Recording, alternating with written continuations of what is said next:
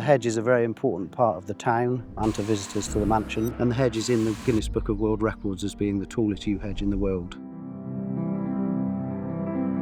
This hedge is 300 years old, 120 metres long, and currently about 14 metres high. My name's Iain. I am the forest manager here at the Bathurst Estate in Cirencester.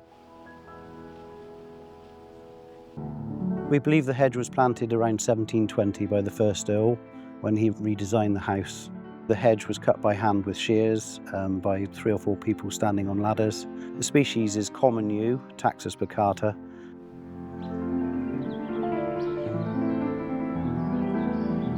We'd monitor the hedge regularly, both inside and outside, to check for any issues. We do get very localised browning of shoots, either caused by a needle blight or an insect. If the browning is a bit more widespread, we would try and take that out and allow the growth around it to cover the hole.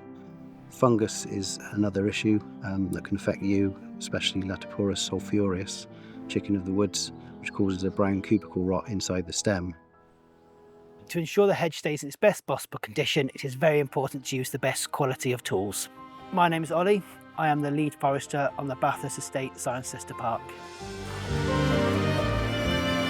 We cut this yew hedge once a year. It needs cutting once a year to maintain its classification as a hedge. In cutting it, this allows us to check for defects and any diseases.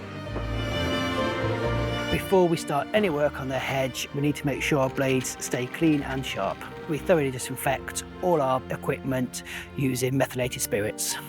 To keep our blades clean, we spray with Super Clean. This stops a build-up of resin and also keeps the blades lubricated. We will do daily checks to ensure that they are in top condition.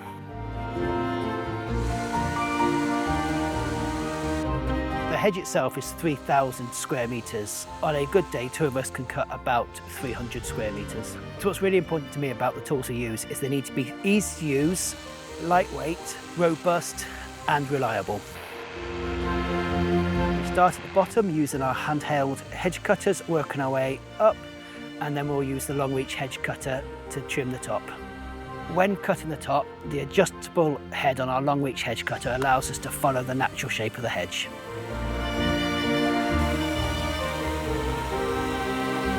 We're using still battery-powered hedge cutters as they are quieter and don't produce any emissions.